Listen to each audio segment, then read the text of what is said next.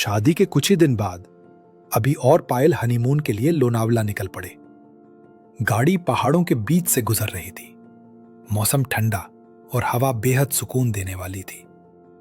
दोनों एक दूसरे के साथ इस नई जिंदगी को लेकर बेहद खुश थे। अभी मुस्कुराते हुए बोला, आज मौसम भी कितना अच्छा है। पायल ने हल्की हंसी के साथ जवाब दिया, मौसम अच्छा हो या नहीं, सफर यादगार होना चाहिए। अभी ने उसकी तरफ देखा और दोनों हंस पड़े। काफी देर ड्राइव करने के बाद दोनों ने रास्ते में एक ढाबे पर गाड़ी रोकी। ठंडी हवा और गर्म चाय ने सफर की थकान उतार दी। वहीं पास की मेज पर कुछ लोग आपस में धीमी आवाज में बातें कर रहे थे। उन लोगों की बातें पायल के कानों तक पहुंची। वे पास के जंगल में बने एक पुराने लकड़ी के बंगले का जिक्र कर रहे थे। पायल का चेहरा अचानक गंभीर हो गया। खाना खाकर दोनों फिर निकल पड़े, लेकिन जैसे ही जंगल का इलाका शुरू हुआ, अचानक गाड़ी बंद हो गई। चारों तरफ सन्नाटा और घना अंधेरा था। अभी और पायल जंगल के रास्ते से गुजर रहे थे।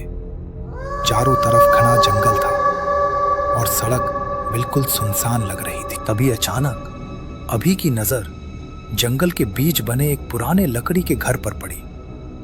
हैरानी की बात यह थी कि उस घर के अंदर हल्की रोशनी जल रही थी। यह देखकर अभी खुश हो गया, लेकिन पायल ने घबराते हुए कहा, कहीं ये वही घर तो नहीं जिसके बारे में लोग बातें कर रहे थे। अभी और पायल घर के अंदर गए और चारों तरफ देखा। सब कुछ अब बिल्कुल सामान्य लग रहा था। अभी ने जोर से आवाज लगाई, लेकिन जवाब में वहां पूरी तरह सन्नाटा ही रहा। तभी अचानक अभी की नजर दीवारों पर लगी कुछ पुरानी तस्वीरों पर पड़ी।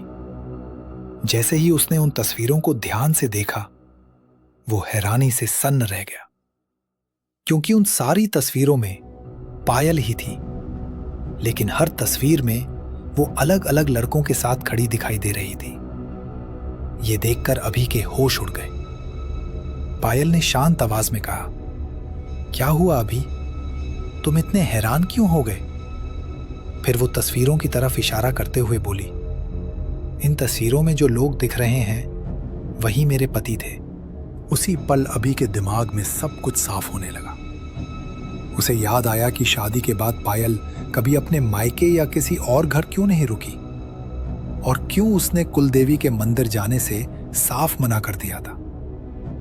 अचानक पायल का चेहरा बदलने लगा। उसका रूप पहले जैसा नहीं रहा। ये देखकर अभी का दिल जोर जोर से धड़कने लगा और वो पूरी तरह घबरा गया। धीरे धीरे पायल अभी के पास आने लगती है।